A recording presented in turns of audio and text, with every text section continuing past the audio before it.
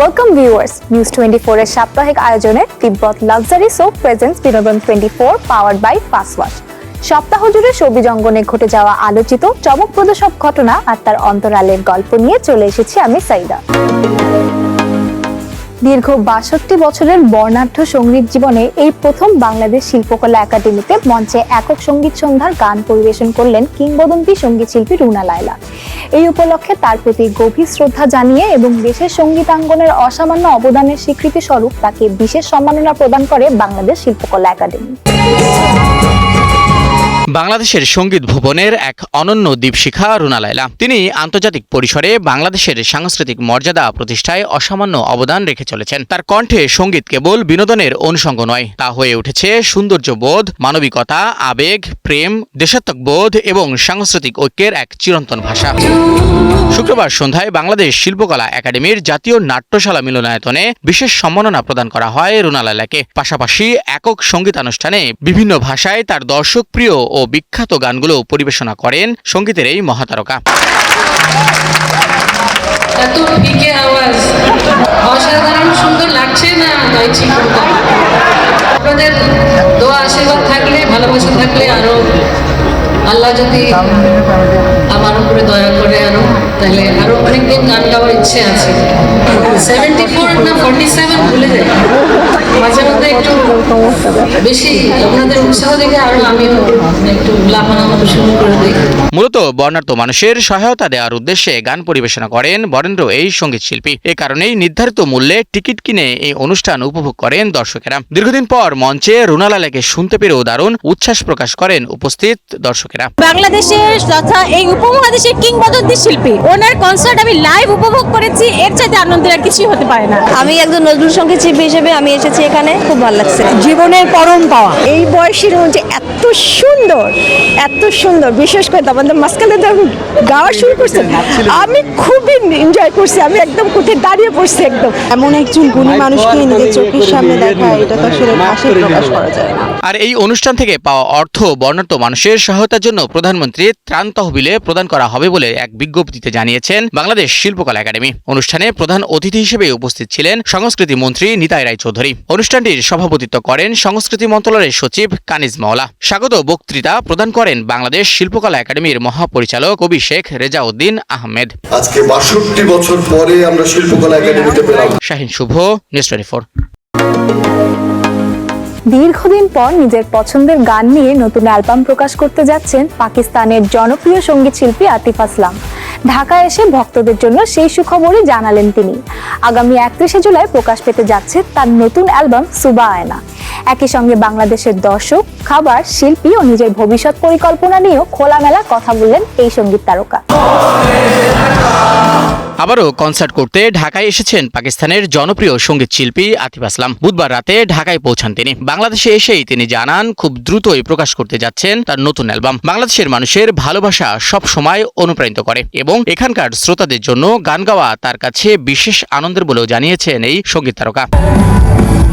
বৃহস্পতিবার রাজধানীর ক্রাউন প্লাজায় আয়োজিত এক সংবাদ সম্মেলনে জানান আগামী ৩১ জুলাই প্রকাশ পাবে তার নতুন অ্যালবাম সুবা আয়না। নতুন অ্যালবামের ঘোষণা দেওয়ার পাশাপাশি বাংলাদেশের সফর নিয়ে নিজের উচ্ছ্বাস প্রকাশ করেন এই সঙ্গীত শিল্পী। তিনি জানান বাংলাদেশের দর্শক, সংস্কৃতি, খাবার এবং এখানকার সঙ্গীত শিল্পীদের প্রতি তার গভীর মুগ্ধতা রয়েছে। Mostly my album songs are my favorites because they are written from my heart, and also the fact that if you talk about this album, the new album, it has a lot of my heart and soul in it, because after a very long time I wanted to make the kind of music that I've dreamt of, the kind of music that I wanted people to listen.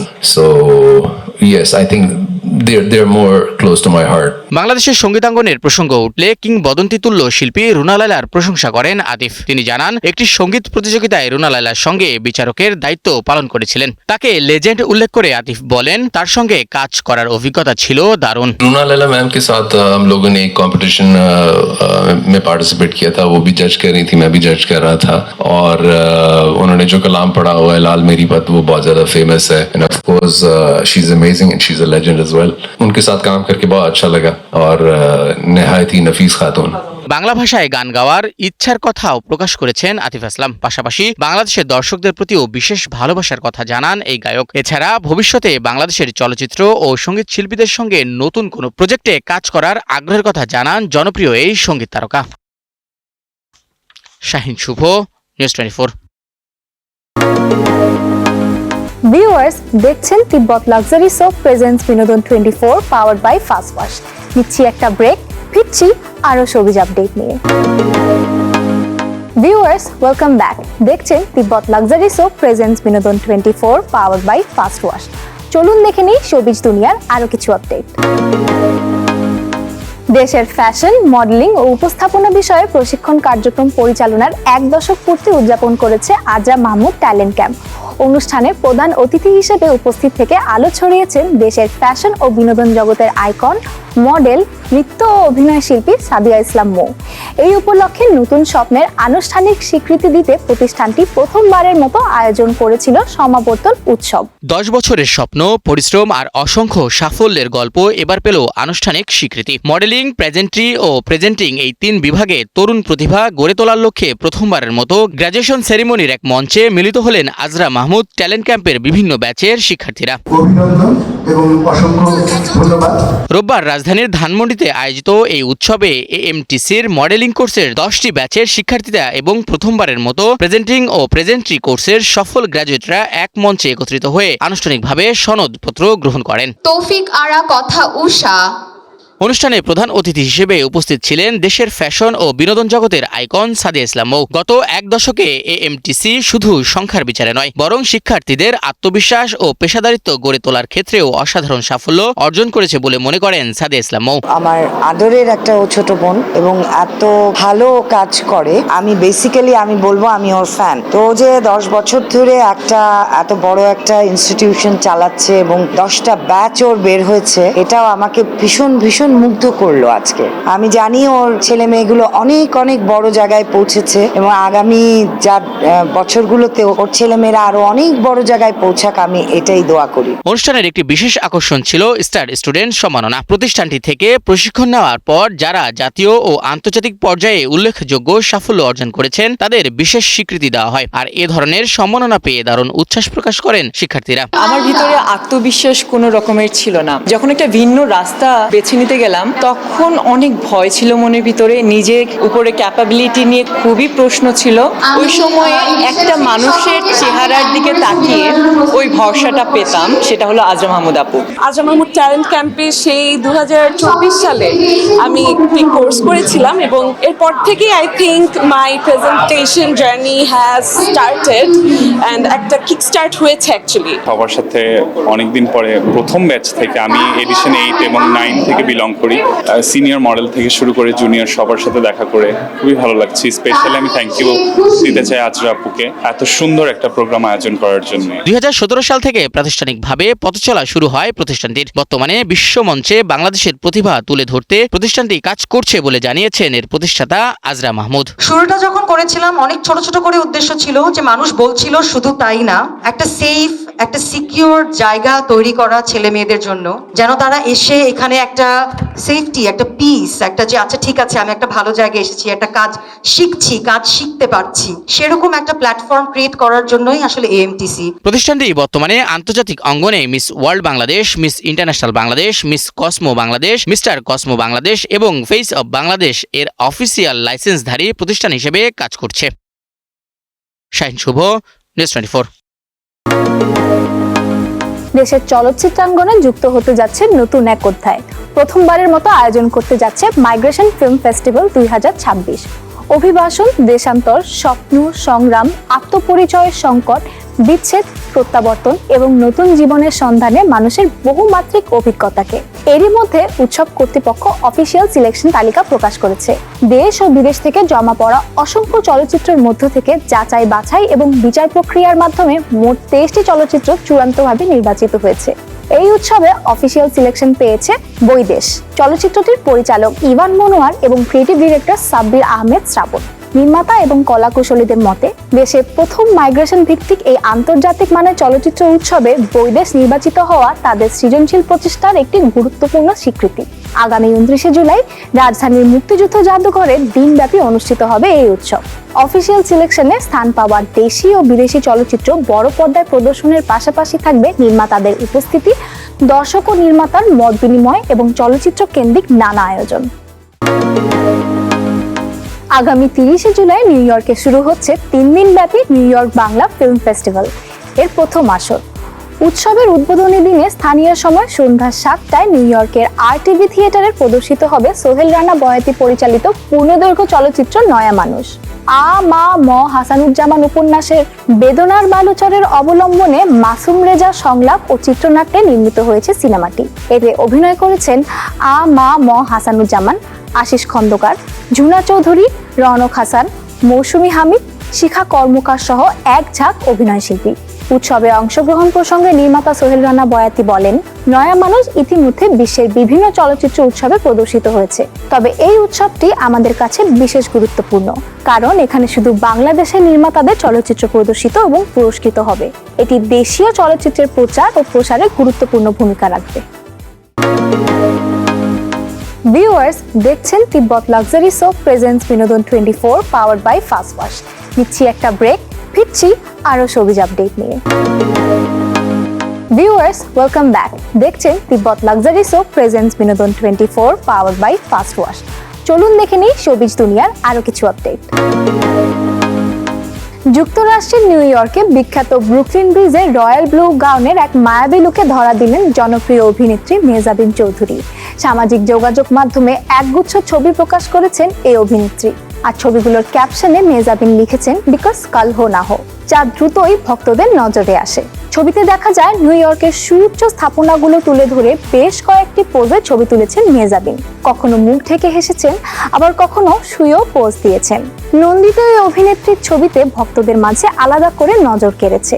অভিনেত্রীর পরনে ছিল একটি sleeveless royal blue tyre till gown, যা চোখ আটকেছে ভক্তদের। পোশাকের সঙ্গে মার্জিত হেয়ারস্টাইল, পরিমিত সাজ আর আত্মবিশ্বাসী চাহনি ছবিগুলোর মধ্যে এক রাজকীয় আবহ ফুটিয়ে তুলেছে। বলা যায়, কলিন ব্রিজের কাঠের ওয়াকওয়ে ও সুউচ্চ কাঠামোর মাঝে মেহজাবিন প্রতিটি ভঙ্গি যেন ছিল কোনো এক রাজকীয় দৃশ্যপট। দেশের অভিনয় অঙ্গনের অন্যতম সফল মুখ জিয়াউল ফারুক অপূর্ব। ছোট পর্দায় তার সাফল্য ঈর্ষণীয়, তবে অভিনয়ের বাইরেও তিনি যে গানেও দক্ষ সে কথা কম বেশি অনেকেরই জানা। মাঝে মাঝে পরিবার বন্ধুদের আড্ডায় গিটার বাজানোর পাশাপাশি গান গেয়েছেন নাটক টেলিছবিতেও, তবে সেভাবে কনসার্টের মঞ্চে তাকে পাওয়া যায় না। এবার একক কনসার্টে গান গাইবেন অপূর্ব, তবে দেশে নয়, দূর আমেরিকার নিউ ইয়র্কে। 25শে জুলাই সেখানে অনুষ্ঠিত হয়েছে অপূর্ব মিউজিক্যাল নাইট শীর্ষক এক অনুষ্ঠান। বুধবার সোশ্যাল মিডিয়ায় কনসার্টের খবর নিশ্চিত করেছেন অপূর্ব।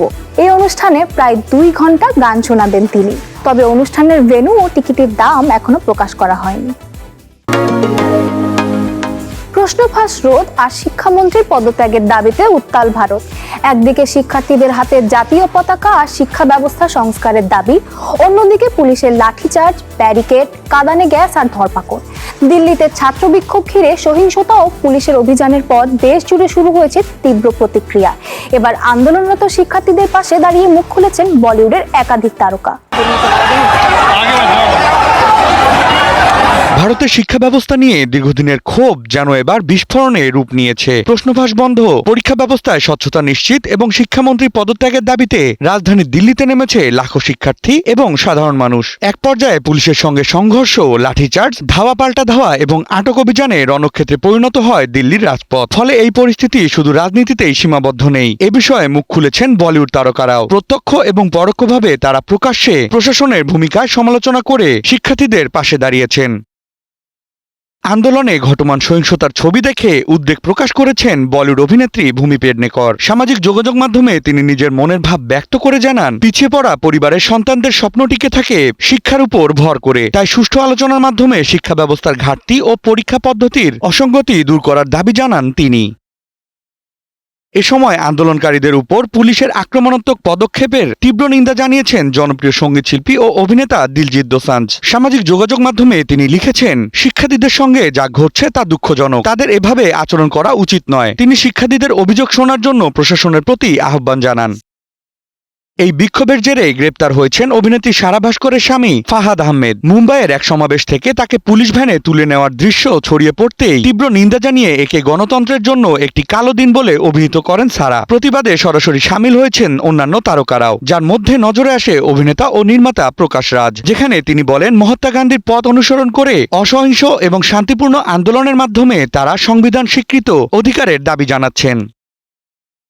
অভিনেতা দম্পতি রিতেশ দেশমুখ এবং জেনেলিয়া ডিসোজাও বিক্ষোভকারীদের প্রতি সংহতি প্রকাশ করেছেন। তাদের ভাষায় তরুণদের কণ্ঠস্বর স্পষ্ট এবং নির্ভয়ে শোনা উচিত, কারণ তারাই গণতন্ত্রের প্রাণশক্তি এবং দেশের ভবিষ্যতের নির্মাতা। এ সময় অভিনেত্রী হুমা কুরেশিও বলেন, শান্তিপূর্ণ বিক্ষোভকারীদের উপর লাঠি পেটানোর দৃশ্য তাকে গভীরভাবে নাড়া দিয়েছে।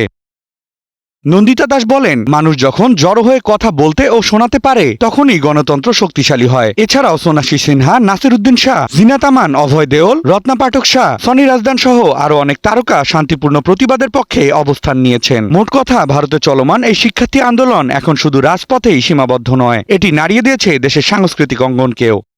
Desk report, news 24। ভিউয়ার্স, শেষ করছি আমাদের সাপ্তাহিক আয়োজন তিব্বত লাক্সারি সোপ প্রেজেন্টস বিনোদন 24 পাওয়ার্ড বাই ফাস্ট ওয়াশ। ছবি জঙ্গলের আলোচিত সব ঘটনা আর তার অন্তরালের গল্প জানতে দেখতে থাকুন বিনোদন 24। দেখা হবে আগামী সপ্তাহে নতুন আয়োজনে। Stay tune, news 24।